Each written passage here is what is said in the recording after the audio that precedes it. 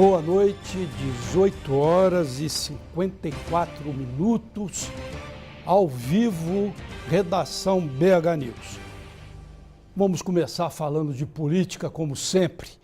O Procurador-Geral da República, Rodrigo Janot, em processo ao Supremo Tribunal Federal, indiciou todo o entorno da presidente Dilma, todos aqueles ministros que participam com ela do governo, entre eles Jacques Wagner, Edinho Silva, Ricardo Berzoini e também o ex-presidente Lula. Segundo ele, uma organização criminosa, ampla e expressiva, atuava na Petrobras e não era possível que o ex-presidente Lula não soubesse desta organização. Muito bem, é mais um detalhe dessa crise política que toma conta do país e houve também o indiciamento de toda a cúpula do PMDB, praticamente. Renan Calheiros, presidente do Senado, senador Romero Jucá, que ocupa o lugar de Michel Temer na presidência do PMDB e deve ser ministro dele. E ontem também nós noticiamos aqui o indiciamento de Aécio Neves, o senador, líder, presidente do PMDB. Agora, não foram indiciados Dilma e Temer. Poderiam ser, mas eu acho que o procurador agiu com bom senso. Se tivesse de indiciar a presidente Dilma, ele teria também de indiciar o vice-presidente Michel Temer, que pode se tornar presidente nas próximas horas, nos próximos dias. Esse é um dos assuntos aqui hoje do Redação BH News. Eu queria falar também um pouquinho sobre o WhatsApp. O WhatsApp ficou fora do ar, como se sabe, 24 horas, não sei a totalidade das horas, por uma decisão de um juiz de Sergipe. Olhe bem, lá nos Estados Unidos, que é o país imperialista mais forte da história da humanidade, que domina e joga bomba no mundo todo, que sempre, nas últimas décadas, domina o mundo. Lá, o poderoso governo norte-americano não conseguiu quebrar a privacidade do WhatsApp, teve de contratar um hacker por 5 milhões de dólares para ele conseguir tirar informações de uma organização terrorista. Não seria aqui um juiz de Sergipe que quebraria a privacidade do WhatsApp. E essa questão de privacidade é assim, é igual o psicanalista. O que se fala lá no divã do psicanalista, ele não pode falar para ninguém. O que você fala com um padre no confessionário, mesmo se você disser que matou alguém, o padre também não pode revelar. Igual o jornalismo. Muitas pessoas, até pessoas aí do meio da comunicação, não entendem o que é jornalismo. Se uma fonte chegar e dar uma informação para você, o jornalista não pode chegar e revelar. Nem sob tortura o jornalista pode falar. Tem muita gente que fala bem, que acha que é jornalista, mas jornalismo é isso, é ética, essa confiabilidade. A pessoa chegar e falar com você uma coisa. Isso vai acontecer em off, estou te falando em off. Você não pode revelar nem sob tortura. Como quebrar a privacidade do WhatsApp? Parece brincadeira, né? Todo mundo ficou aí 24 horas, um dia sem poder usar essa rede social por causa dessa decisão. Eu sou Carlos Barroso e está começando agora o Redação BH News dessa terça-feira. Você nos acompanha pelo canal 9 da NET e também pelo nosso site www.bhnews.tv.br. Além dessas notícias de política, nós vamos falar de outros assuntos aqui, sem dúvida, né? Nós vamos falar de futebol, nós vamos falar de segurança e de tudo mais, né? E vamos começar com essa notícia que é interessante, hein? Que é interessante. O Ministério Público Federal vai processar a Samarco, a Vale e a BHP Billiton por conta dos danos causados ao meio ambiente pela tragédia de Mariana, que completa 6 meses na próxima quinta-feira. A ação civil, que tem 352 páginas, reúne as informações levantadas durante 6 meses de investigação e apresenta mais de 200 pedidos visando a reparação integral dos danos sociais, econômicos e ambientais causados pelo rompimento da barragem de Fundão, a maior tragédia ambiental da história do Brasil. Olha aí, você que gosta de colocar o pé na tábua dirigindo, descumpre todas as leis de trânsito e acha bonito, fique de olho, viu? Mais de 20 radares entraram em operação hoje em Belo Horizonte. São 13 equipamentos para fiscalizar excesso de velocidade e 7 que monitoram a invasão de faixas exclusivas para ônibus. A capital passa a ter 159 equipamentos para flagrar motoristas, sendo 105 radares de velocidade e 54 de faixa exclusiva. No total, somando com os detectores de avanço, BH tem mais de 350 equipamentos de fiscalização. Os novos aparelhos estão em avenidas de grande movimentação de veículos, como Antônio Carlos, Cristiano Machado, Pedro I, Pedro II, entre outras. Segundo a BH Trans, os radares são usados para aumentar a segurança na circulação dos usuários das vias do município. A escolha dos locais leva em consideração o número de acidentes com vítimas, fatores técnicos e o potencial risco de novos. Mais uma vez o final. E agora, hein? Vamos falar da insegurança pública. Como eu digo aqui, não é segurança pública, é insegurança. Os assaltos já fazem parte da rotina dos alunos da UFMG e de moradores e pessoas que frequentam as ruas e os bairros próximos ao campus na região da Pampulha.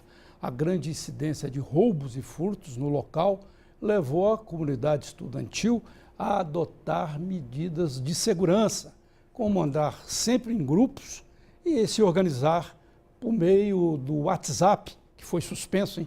Ficaram sem poder se comunicar durante um dia, no qual são informados sobre os pontos de risco. O que muitos questionam é o fato de que as ações dos bandidos voltam a se intensificar justamente no período letivo e ocorrem a qualquer hora do dia. Por isso mesmo, alunos e entidades que representam funcionários da universidade estão articulando um protesto previsto para o próximo dia 11, no qual pretendem chamar a atenção para o fato. Grande parte dos estudantes da UFMG mora nos bairros próximos do campus e é no caminho de casa para a universidade ou no sentido contrário que os criminosos agem. A Superintendência de Desenvolvimento da capital informou que mandaria uma equipe para avaliar a região, mas a ação ainda não foi confirmada. E continuamos com a insegurança pública. Moradores do bairro Mangabeiras vão encaminhar um requerimento ao Ministério Público de Minas suplicando providências para aumentar a segurança pública no tradicional bairro da região Centro-Sul de Belo Horizonte. Os moradores do Mangabeiras querem, sobretudo, intervenções no mirante conhecido como Caixa d'Água, na rua Ministro Vilas Boas, próximo à Escola Guinardi. O local, onde há uma unidade da Copasa, virou palco de bailes funks não autorizados pelo poder público. Boa parte dos frequentadores migraram dos eventos semelhantes que ocorriam na Praça do Papa, onde a fiscalização foi intensificada. Eles não descartam ainda solicitar medidas mais radicais, como o fechamento do mirante no horário noturno. Será que vai adiantar suplicar? Talvez precise de rezar, né? Para melhorar essa situação que já vem de meses e anos. E o grupo de pichadores investigado pela Delegacia Especializada de Meio Ambiente da Polícia Civil sofreu mais uma baixa. Depois da prisão de Mário Augusto Faleiro Neto, o Maru, de 25 anos, hoje a Polícia Militar prendeu João Marcelo Ferreira Capelão, o Goma, apontado como um dos maiores chefes de gangues de pichação em Belo Horizonte. Goma já tinha sido alvo de um mandado de busca e apreensão na ocasião da prisão de Maru, no mês passado. Naquela oportunidade, os policiais apreenderam praticamente todo o estoque da loja de goma, que comercializa produtos usados nas pichações da região metropolitana de Belo Horizonte. O pedido de prisão foi feito pelo Ministério Público e cumprido por policiais militares do 34º Batalhão. Os trabalhos da repressão às pichações na Grande BH vêm sendo conduzidos por uma parceria entre as polícias civil e militar e o Ministério Público. Pois é, né? Colocar a mão no goma. Vamos receber agora Tiago Lenoir. Ele é advogado especializado em segurança pública. Lenoir, boa noite, prazer em recebê-lo aqui mais uma vez. Boa noite, Barroso, prazer é todo meu. Tudo bem, né? E a insegurança pública, hein? A gente tinha de discutir aqui como, eu sei que você não é policial, você não é o mentor de qualquer polícia, né? Mas a gente teria de discutir aqui uma maneira de melhorar, procurar entender como melhorar a segurança pública. E não falar que polícia é uma maravilha, que não é. E não falar que político não faz nada, porque não faz nada mesmo, isso é verdade. O político só se preocupa com a própria vida, a própria carreira, mas tentar encontrar saídas que melhorasse a polícia, melhorasse, cobrasse dos políticos, envolvesse a sociedade. Talvez fosse o caminho, né? Claro. Barroso, eu não vejo outra via a não ser a judicialização da segurança pública. E eu explico. Explica como é que é isso. Hein? Que a gente fala muito aqui, judicialização da política. Da saúde também isso acontece muito, mas a judicialização da segurança pública, olha só, quem não previne tem que remediar.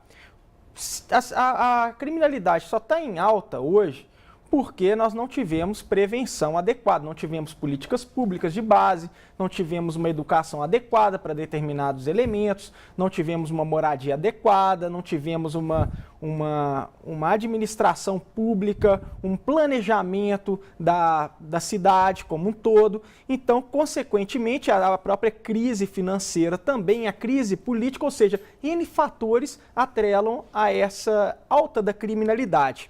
Agora temos que remediar, a criminalidade está aí. Foi passado 3 VTs ali, o VT sobre o bairro Mangabeiras, o VT sobre a associação, o pessoal do bairro Mangabeiras suplicando por segurança. A palavra é suplicar, hein? Os alunos, o corpo docente, discente, né, da cidade universitária, da UFMG e entornos da universidade também rogando por uma segurança, vão inclusive marcar uma passeata, né, pedindo pela paz.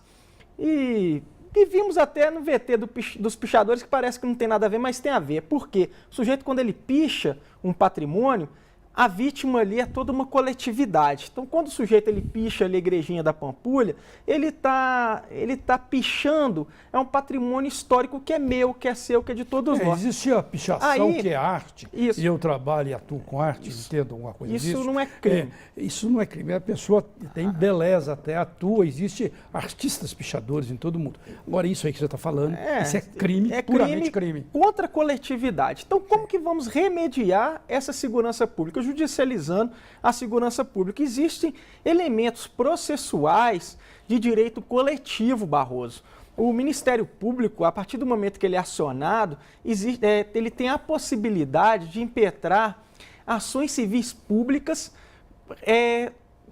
forçando ali o Poder Executivo a cuidar mais da segurança pública. Eu vislumbro ali a possibilidade de judicialização de processos coletivos para garantir essa segurança pública, que é de suma importância. A segurança pública é um direito fundamental, é um direito social, é um direito coletivo. Então, a partir do momento que nós temos ali um direito coletivo, existe sim a possibilidade dessa judicialização, porque eu não vejo outra via adequada para impelir o Poder Executivo de olhar com com um olhar mais apurado, mais pormenorizado à segurança pública, senão a essa judicialização, porque da mesma forma que se judicializa para garantir a saúde, se judicializa para garantir o patrimônio, se judicializa para garantir o bem-estar de todos, uma coletividade, a segurança pública, sobretudo, ela não pode ser esquecida. Eu fico também pensando que, talvez por meio dessa judicialização que você está apontando, sejam tomadas atitudes, por exemplo, ali no campus da UFMG, ali há roubos. O que falta dele? Policial. Eu conheço uma história ali daquele hospital ali perto do Shopping Diamond, é Mater Dei ali, né, Mater Dei? Todo mundo que vai visitar um paciente lá, deixa o carro na rua, roubam o rádio do sujeito. Arrombam o carro, bolsas, rádios, sons, né, do automóvel. Eu fico pensando, se todo dia roubam lá, por que não fica polícia lá? Você não entende. Parece que tem um pacto, eu não quero acusar, não quero jogar pedra em ninguém, mas se todo dia acontece algo no mesmo lugar, é só ter a presença. É uma falta de Será que a presença da polícia não impediria, não?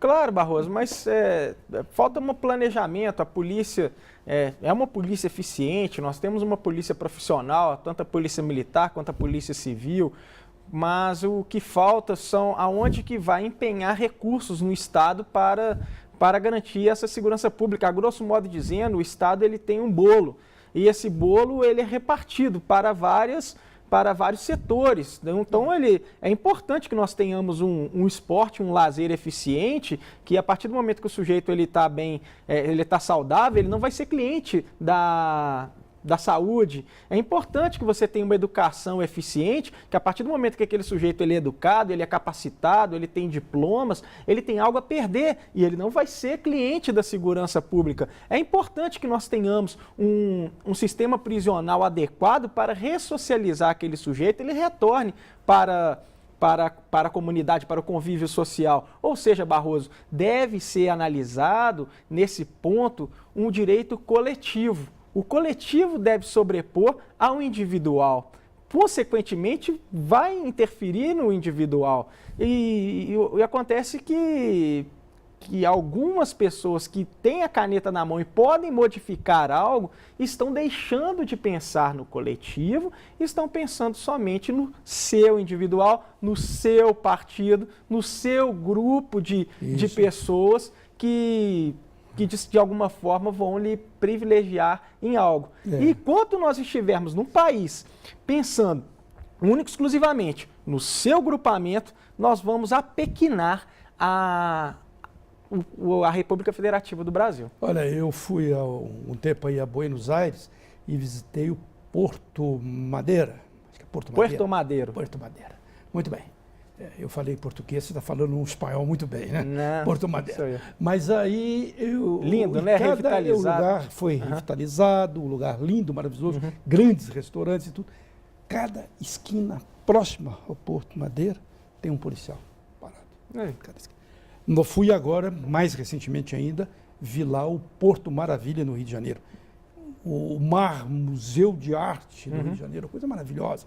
O Museu do Amanhã, mais maravilhoso ainda. Para chegar ali, você atravessa aquela região central do Rio de Janeiro, que é um perigo. Se não tem uma polícia na região central do Rio de Janeiro, lógico que vão ser pessoas assaltadas, estupradas, mortas.